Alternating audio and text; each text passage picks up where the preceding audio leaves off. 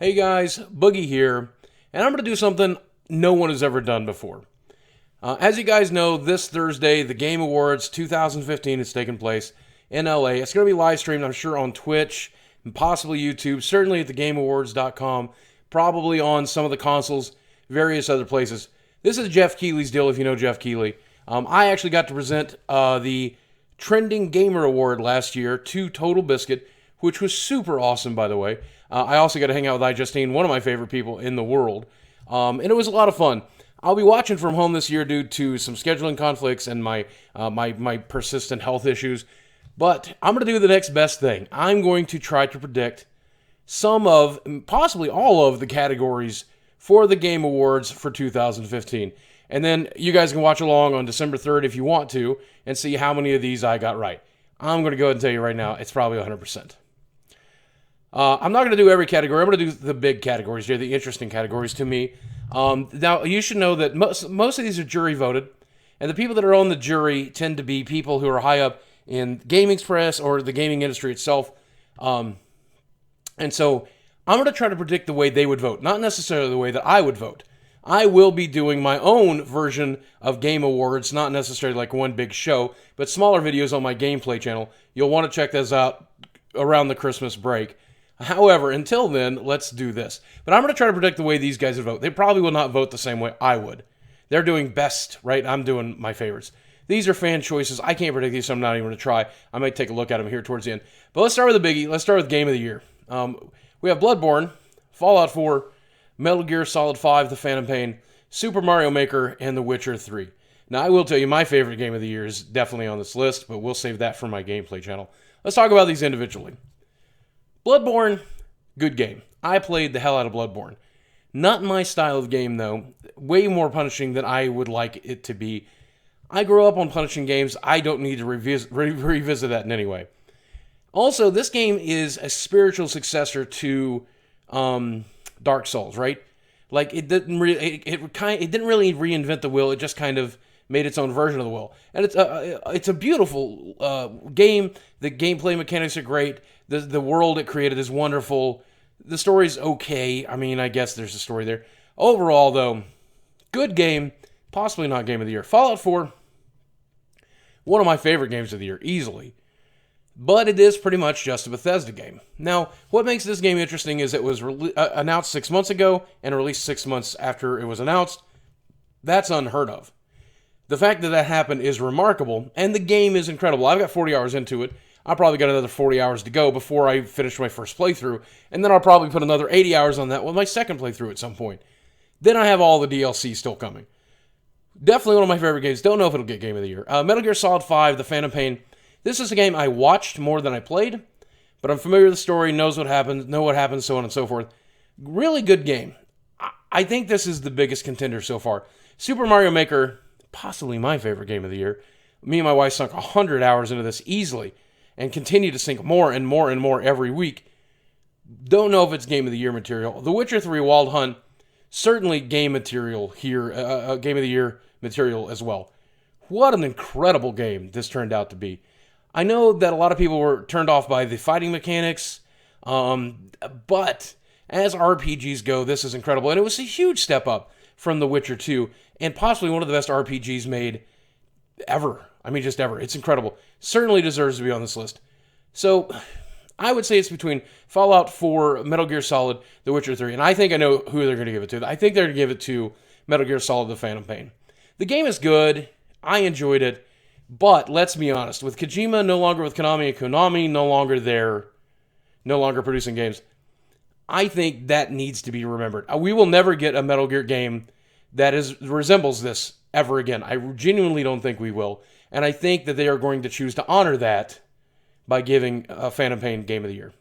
Possibly it deserves it for a lot of other reasons, but that's my reasoning. So I think they're going to give it to Metal Gear Solid 5, The Phantom Pain. Possibly not my choice. You'll find that out later. Developer of the Year, we've got Bethesda, doing what Bethesda does. CD Projekt Red, From Software, Kojima Productions, and Nintendo. Well, if I will say, Nintendo did a good job this year. Let's just start with the bottom of the list. Let's go through the full list. Nintendo did a great job this year. A lot of good, wonderful first-party IPs. some real stinkers too, like that Animal Crossing board game. Whoa, that was so bad. They did also do amiibos pretty much this year, starting at the end of last year. They knocked some stuff out of the park. Kojima Productions, I mean, what a tumultuous story. If Metal Gear Solid does not get Game of the Year, they could easily get this award. I really do think they could. From Software, continuing with their Dark Souls goodness with Bloodborne being a hell of a game. I could definitely see them getting it, but CD Projekt Red is also on the list, and so is Bethesda. I easily think Bethesda did what Bethesda does best. They did a great job with the mobile app. They did a great job with Fallout. They did a great job doing what they do. The game isn't perfect, as I said before. I don't think they're going to get Studio of the Year. I think it easily needs to be CD Projekt Red. I think the people in the industry are going to recognize what an incredible job that team has done with The Witcher 3. And since I think they're not going to give Witcher 3 Game of the Year, I think CD Projekt Red is a shoo-in for a Studio of the Year, because of the way that they handled The Witcher 3. With all of the free DLC, with the way the paid DLC is so rich and so deep, the way that they continued to patch and make the game better and better as it was released, the way they treated the customers awesomely, and just what an incredible job they did. This is easily my choice. I'm not going to lie. This is easily my choice. The guys over at CD Projekt Red deserve a standing ovation, and I hope they get it at the Game Awards. If they don't get it, it might be Kojima Productions, but if it is, it belongs to CD Projekt Red. I hope they're not going to let me down there. Best indie game? We'll go through this one real quick. Axiom, whoa, geez, nice website, Jeff. Axiom Verge, I know nothing about this game. Her Story, I've seen parts of. Not very interactive from what I've heard. Ori and the Blind Forest, what an incredible game. I loved it very much. Rocket League stole the internet by storm. Undertale, which also stole the hearts of YouTubers and a lot of people in the industry, not so much the consumer yet, but I think that's about to change. I think consumers are picking up on this game. What a great game it has turned out to be. I have not played it. I've watched it get played, and from what little I know of it, I think it's incredible. If I were picking off this, I know who I would pick. And I think I know who they're going to pick as well. I think it could be Rocket League, which took over Twitch for like a month, but really is not seeing much play anymore. I think, boy, I would want them to give it to Rocket League, but I think they're going to end up giving it to Ori and the Blind Forest, which had a much broader appeal, and I think that's important because the jury that's going to be voting on this, the majority of them would have played this game. Rocket League is a close runner-up, and really, I would imagine most YouTubers and a lot of people would say Undertale deserves this. I believe Ori and the Blind Forest is going to be the one that gets it, though. Best mobile handheld game, we'll take a look here. Downwell, which I did not play. Fallout Shelter, which I played quite a bit. Did not play Lara Croft Go. Played a little bit of Monster Hunter 4. I played the hell out of Pac-Man 256, though. This game is incredible. Hipster Well, you guys nailed it. You knocked it out of the park. What a great game that is. I still play it on my iPad once or twice before bed every night. I am continuously playing that game. That's everything I wanted the Pac-Man game to be on mobile. What a great job. Monster Hunter 4, most of my friends who were into Monster Hunter put it down very quickly. I put it down very quickly. I did not play Lara Croft Go. Fallout Shelter could potentially deserve this because they showed what a major studio can do with one of these types of apps. I put about 10 hours into it, and I enjoyed those 10 hours. However, after about 10 hours, I'd done everything there was to do. I ended up making a few more vaults and trying some weird stuff, but overall, the game was not that deep. Though it did show what a free-to-play game could be, and it showed how microtransactions could work without sucking. I think they are most likely going to give it to Fallout Shelter, especially if Fallout does not get Game of the Year. For that reasoning alone, I think Fallout Shelter has a real chance of being the one they choose here. Again, may not be my choice, but certainly I think might be theirs. Let's take a look at the best narrative. That's kind of boring. Best score soundtrack. Let's see. Best performance. We have Ashley Burch as Chloe Price, Life is Strange. I did watch Life is Strange get played. I have not played it. I do know the ending to it. That got spoiled for me. Quite an interesting story, and Ashley did a great job there.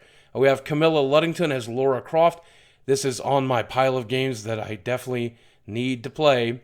Doug Cockle, what a great name, Doug, as Geralt in The Witcher 3.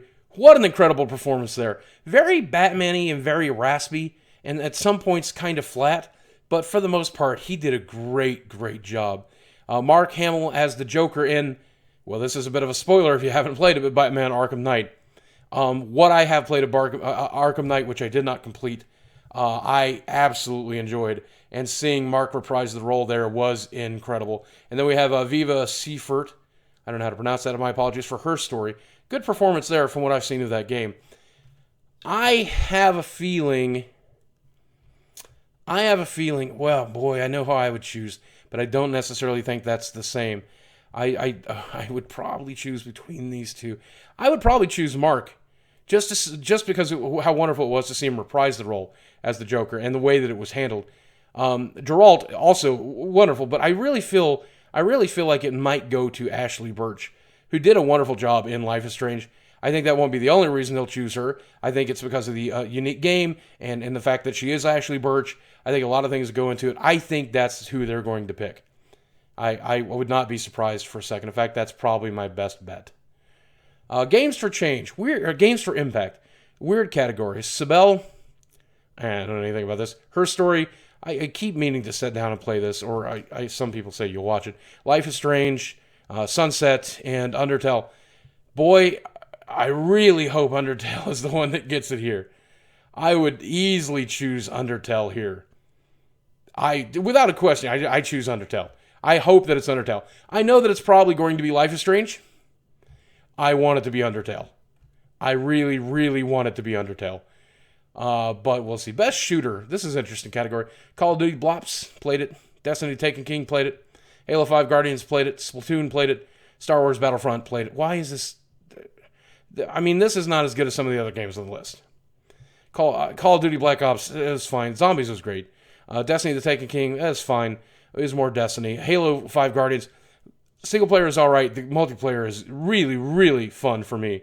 Splatoon, man, I hope it goes to Splatoon. I want it to be Splatoon so badly. Please let it be Splatoon. That game deserves it. It reinvented the genre in a family-friendly way while keeping all of the compelling gameplay that one of these types of games need.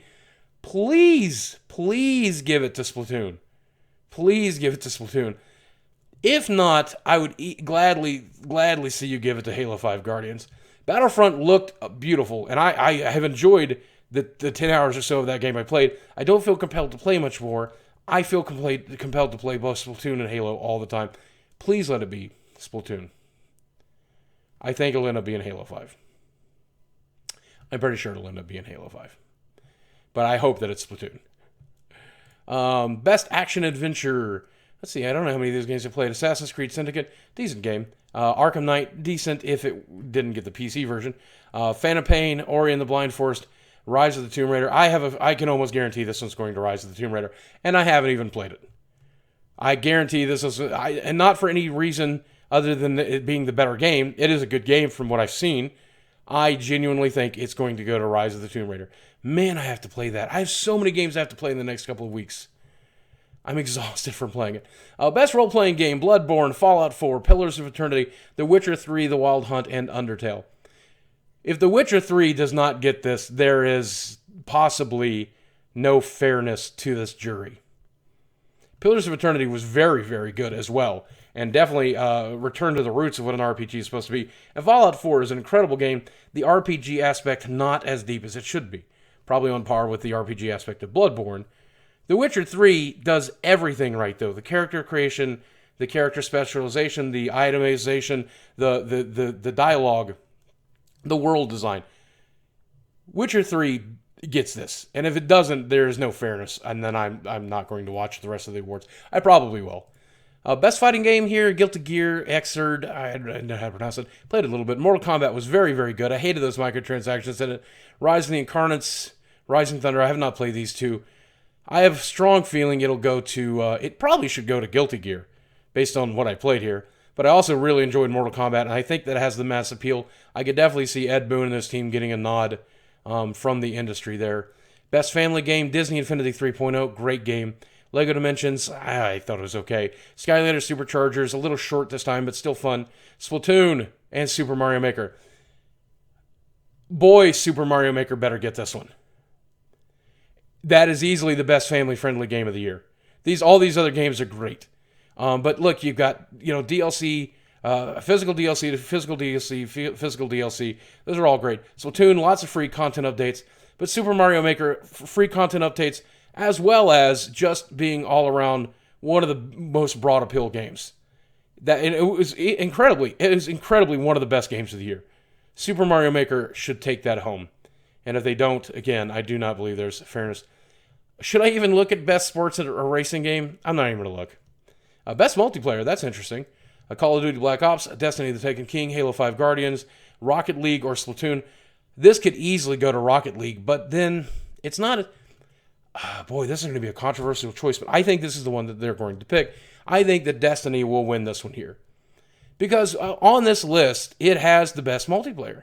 The raids that are in that game, as frustrating and as grindy as they are, it's easily the best one on this list. And I think everybody in the industry that's going to be voting will recognize that. Splatoon is great. Not a lot of interaction. I mean, again, we're talking interaction when I think multiplayer.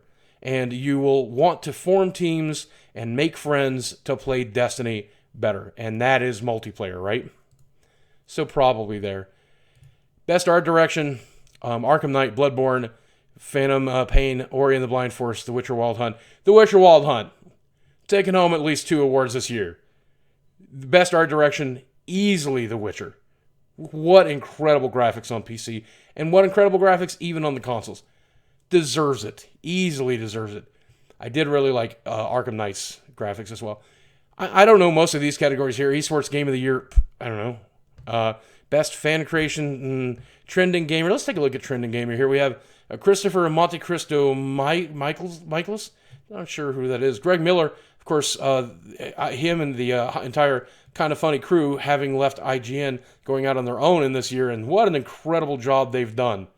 Markiplier, of course, one of the most incredible gamers on YouTube. PewDiePie, again, one of the most incredible gamers on YouTube. 2 of the nicest people you'll ever meet, too, by the way. I've interacted on one level or the other with both of these people, and they have been just incredible. And, of course, Total Biscuit. Now, TB has trended, certainly, again this year, but he won it last year, so I don't think, even though this is a fan choice, I don't even think the fans will vote him in 2 years in a row. By the way, if you're watching this before the 3rd, you can still vote for this, and I hope that you consider doing so. Pewds, I mean, he's trending on YouTube, but is he trending in the rest of the world? Yes, but will he win this award? I'm not sure. If I had my choice, I would choose Greg Miller. Because Greg and his crew they've changed the game in a lot of ways. The way that gaming is reported to you, the way journalists treat gaming, I love what they've done. I loved how they've crowdsourced their news reporting and become crowd pleasers in the process of doing it. What a great job Greg and those guys are doing. I really hope you guys take the time to vote for Greg. That's absolutely who I'm voting for. I wish I knew who this was. I'm very sorry. I'm going to look you up afterwards, Christopher. We have Esports Team of the Year, Esports Player of the Year, most anticipated game. We have Horizon Zero Dawn, No Man's Sky, Quantum Break, The Last Guardian, Uncharted 4. Well, I'm fairly certain The Last Guardian is going to end up being the most anticipated. People went nuts when this was announced. I'm looking forward to all of these games. I don't really know anything about Horizon Zero Dawn, but I mean, it's Guerrilla Games. We'll find out. But who do I think will win this? People are so apprehensive about No Man's Sky that I don't think it could have a chance to win this. Quantum Break is not on a lot of people's radar. The Last Guardian, I think Last Guardian nails this. I think The Last Guardian absolutely nails this. I'm very much looking forward to Uncharted 4. But well, there you go. That's pretty much all of the categories that I particularly care about. Why don't you tune into the Game Awards if you want to, or at least check out the website afterwards once the awards have been presented and see how correct I was. Maybe I'll make a follow-up video if you want to. I hope you guys enjoyed this. I certainly enjoyed it. I wish I could be there again this year, but I'm certainly not going to be able to. But man, so many great games out in 2015 do me a favor, subscribe to my gameplay channel. Expect to see my own awards on that channel, which I wish I could do on the main channel. Maybe I'll do 1 or 2 of the awards on the main channel. I'm going to do best for Xbox, best Xbox exclusive, best PlayStation exclusive, worst game of the year, worst case of microtransactions. I'm going to have a lot of fun with it. Hopefully you guys will check that out. But until then, guys, thank you so much for watching. I love you very much, and I'll speak with you again soon.